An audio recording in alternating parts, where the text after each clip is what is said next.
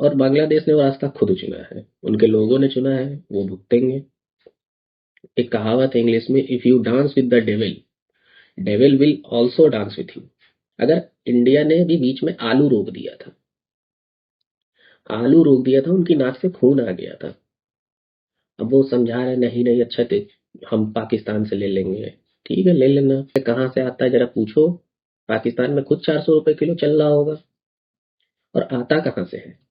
ये वही इंडिया का आलू है, ये जाता है दुबई, दुबई में उसको इंडिया का स्टिकर हटता है, वहां पे फिर हलाल का सर्टिफिकेट लगता है, दुबई का स्टिकर लगता है, वापस पाकिस्तान भेज दिया जाता है रिब्रांडिंग होके पाकिस्तान। और खुद नहीं सोचते हो कि जब पाकिस्तान दुबई से ले रहा है, भाई दुबई में आलू उगता है? दुबई में आलू कहाँ से आ रहा है? हिसाब ये है कि जब तक दुनिया में आग लगी रहेगी, तुम्हारे घर में शांति रहेगी।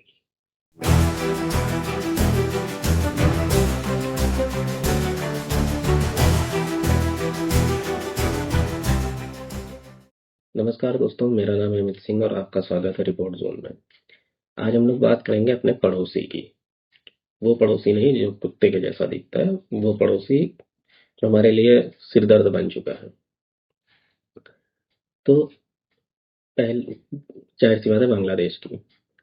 पहले तो बात करेंगे कि एक बांग्लादेश को एक लाइन बोलना चाहता हूँ कि जो अपना इतिहास भूल जाता है, इतिहास उसे बर्बाद कर देता है। जैसे भारत, हम लोग अब शुरुआत में जब हम लोग सोने की चिड़िया हुआ करते थे, उसके बाद से कैसे हम लोग 800 साल गुलाम रहे, और अगले आज़ादी के इन 75 सालों में कैसे कैसे हम लोग दुनिया पे टॉप 5 टॉप 10 में जगह बनाई है। अभी भी बहुत कमियां हैं, लेकिन उनको हम लोग दूर कर रहे हैं। और एक देश जो बांग्लादेश है, जो जो मतलब वो तो नहीं मानते, लेकिन दुनिया में तो यही है कि भारत ने इंटरवीन करके उनको आज़ादी दिलाई थी। बांग्लादेश लिबरेशन वॉर में अगर भारत हटा दो तो कुछ नहीं है, फिर एक तरफा कुटाई होती है।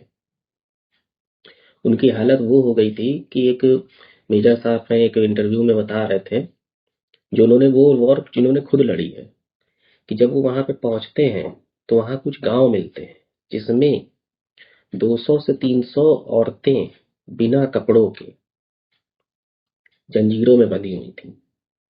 और वो जो फौजी, जो पंजाबी फौजी पाकिस्तान के थे, वो जो वहां पे आते थे, जो वॉर लड़ रहे थे, वो जब वॉर के बाद जो बीच में उनको रेस्ट मिलता था, वो वहां आते थे, रेप करते थे, मारते काटते थे, मजा लेते थे, उसके बाद फिर वॉर लड़ते थे। और उनको जंजीरों में इसलिए बांध के रखा था कि वो आत्महत्या ना कर सके।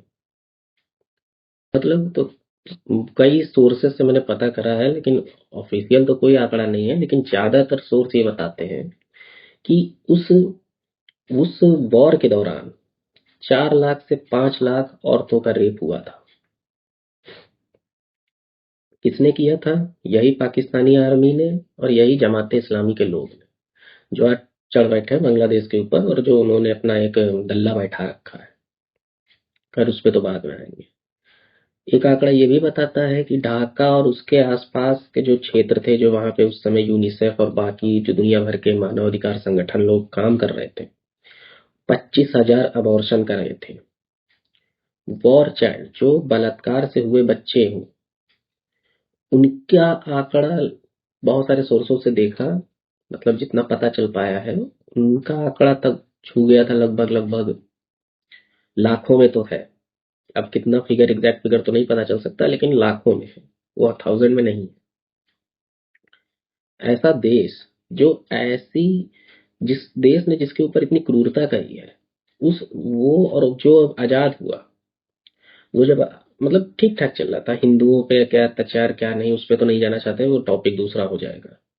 और सबको पता है कि वहां पे नाम का सिक लो, वो तो चुटपुट चलता ही रहता है, मतलब मारते रहते हैं। जैसे पाकिस्तान में थे, फिलहाल तो अभी शायद 1% भी नहीं बचे हैं।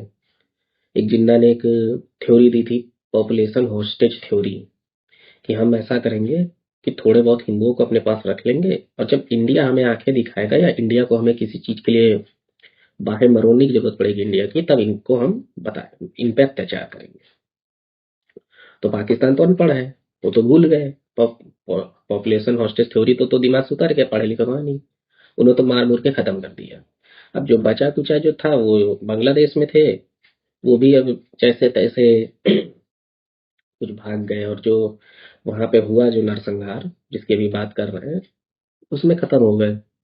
अच्छा, ये लोग इतने, मतलब उस समय ये चल रहा था कि जो बांग्लादेश के अंदर ये जिसको बोलते हैं जमात इस्लामी, जो इस समय जो स्टूडेंट विंग जिनका जो लोग बताते हैं कि वहां पे तख्ता पलट करा दिया, स्टूडेंट प्रोटेस्ट, ये वो वही थी। वो रेप करवा रही थी। बिहारी मुसलमान का रेप कर रहे हैं बांग्लादेशी, क्योंकि वो पाकिस्तान के सपोर्ट में थे, जो उस समय उधर गए थे। और मतलब एक दूसरे का करे पड़े ले दे के उन्होंने पूरा दुनिया में, हमको लग रहा है इतना ज्यादा, मतलब वॉर के टाइम इतना ज्यादा वुमेन पे अत्याचार किसी और वॉर में नहीं हुआ। बहुत सारी वॉर में हुआ है, लेकिन इतना ज्यादा किसी पे नहीं हुआ है। तो अब प्रेजेंट टाइम में एक बैठे हुए हैं नोबेल प्राइज विनर, पढ़े लिखे जाहिल। खैर, उनको बैठे क्या हुए, उन्हें तो बैठाया गया है। और जो देश मतलब खुद ही गर्त में जाना चाहता है, उसको कोई रोक नहीं पाएगा। और एक लाइन है कि nature is very cruel to idiots, कि प्रकृति जो है मूर्खों के प्रति इतनी क्रूर है कि उसका कोई हिसाब नहीं है। बांग्लादेश अच्छा वाला इकोनॉमी में तरक्की कर रहा था, धीरे धीरे ये आगे बढ़ रहे थे। जो भी था, गाड़ी ट्रैक पे आ रही थी, लेकिन इनको धर्म इस्लाम का चूरन चाटा चाट लिया इन्होंने। वही उनको उनको देखिए, जो जहाँ की पैदाइश है, मतलब है तो ये लोग पाकिस्तान के ही औलाद है ना एक तरीके से। तो वो अपना कैरेक्टर नहीं बदल सकते। उनको ये है कि जब सब कुछ अच्छा चल रहा तो उन्हें समझ नहीं आ रहा है, उनको चाहिए। जैसे आप क्या मतलब, किसी एक इंडिया में किसी बच्चे को अगर एक डब्बा दे दें, तो वो क्या उसका करेगा? वो सोचेगा हाँ चलो इस डब्बे में मैं घर जाके पैसा रख लूंगा, या इसका कुछ और यूज कर लूंगा। पुराने टाइम पे लोग शीशा का जो होता था बोतल, उसका दिया बना लेते थे। लेकिन पाकिस्तान बांग्लादेश में ऐसा थोड़ी है। वहां पे होता है कि साला ये डब्बा मुझे मिल गया है, अब इसको मैं कैसे विस्फोटक बना दूं, ये थिंकिंग है। इससे मैं कैसे कुछ नुकसान कर, डिस्ट्रक्टिव माइंडसेट के लोग हैं। देखिए, एक अमेरिका की मुझे एक पॉलिसी बहुत पसंद है। आधिकारिक रूप से तो ऐसा नहीं है, लेकिन उनकी एक चीज गौर करिएगा। उनका हिसाब ये है कि जब तक दुनिया में आग लगी रहेगी, तुम्हारे घर में शांति रहेगी। अमेरिका देखिए पूरी दुनिया में आग लगाया हुआ है, हर जगह सोल्जर जा रहे, लड़ाई कर रहे, हथियार बेच रहे, ये कर रहे, वो कर, खुद की जमीन शांत है। खुद की जमीन पे कोई दिक्कत नहीं। वहां तो ये डिसाइड करने में लगे हैं कि जेंडर कितने होते हैं। और इंडिया को भी यही पॉलिसी अपनानी चाहिए। बहुत दोस्ती यारी बंधु संधु हो गया, ये लोग जूतों के यार हैं, ये नहीं प्यार से मानेंगे। इनकी हिस्ट्री ही वैसी है। और हालांकि इंडिया समझ रहा है इन सब चीजों को। और अभी तो ये बहुत सारे लोग यूट्यूब पे ये बता रहे हैं कि हमें जो चिकन नेक है इंडिया का, जो सिलीगुड़ी कॉरिडोर जिसको बोलते हैं, मौका अच्छा है उसे चौड़ा कर ले।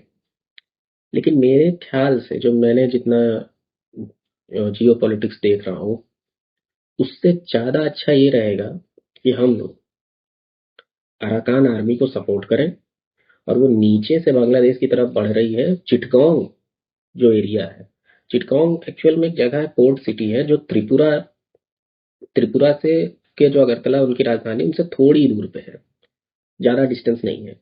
अगर हम लोग चिटगांव तक पहुंच जाते हैं, चिटगांव पे अपनी इंडियन आर्मी खड़ी हो जाती है, या जैसे तैसे वहां पे कंट्रोल कर लेते हैं।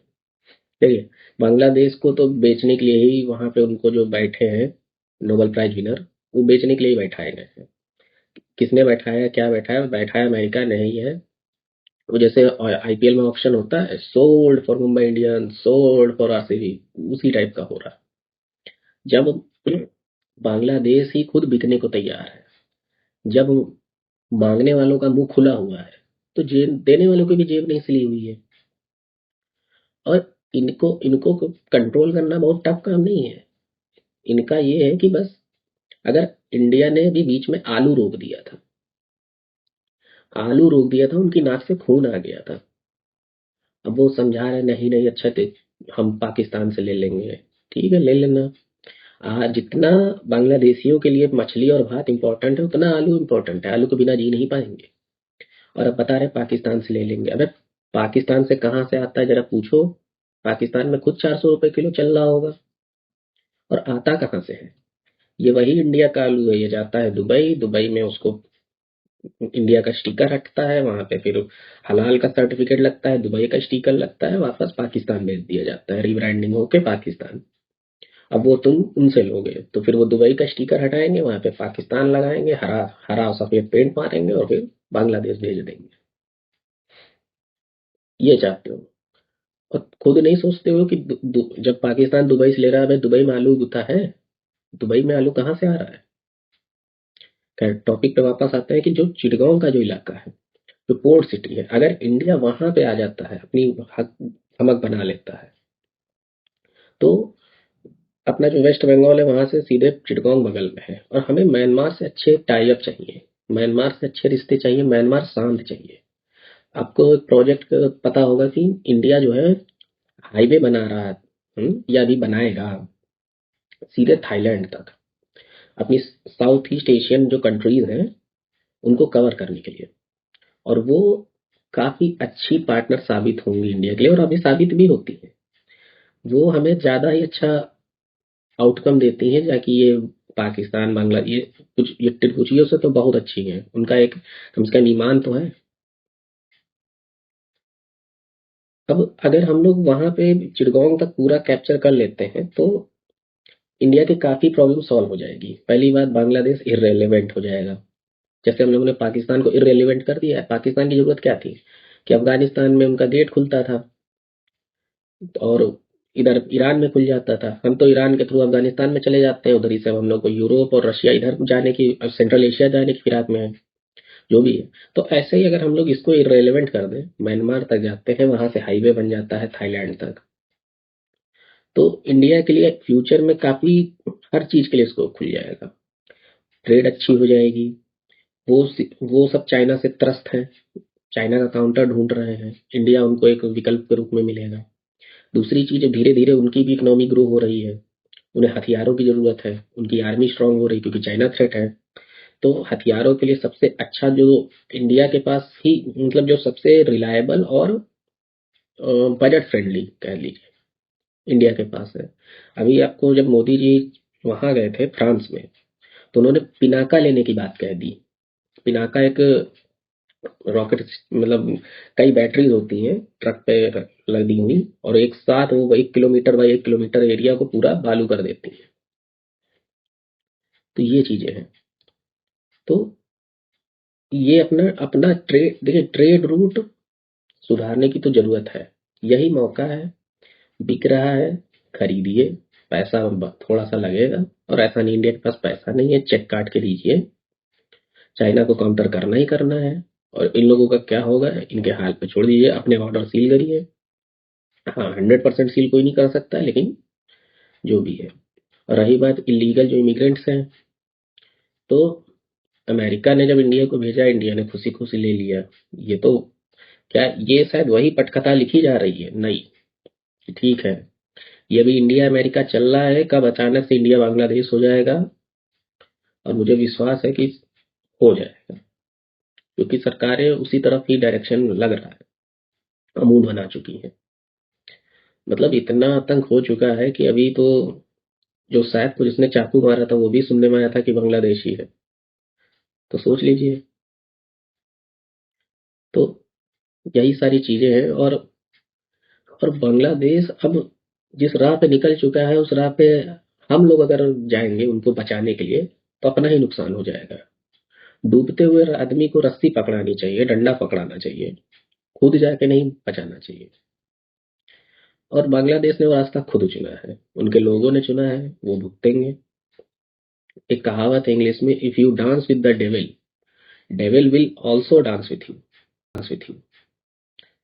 तो यही कुछ चीजें हैं। आशा करता हूँ आपको मेरी वीडियो अच्छी लगी हो। लाइक करें, सब्सक्राइब करें हमारे चैनल को। जय हिंद, वंदे मातरम, भारत माता की जय।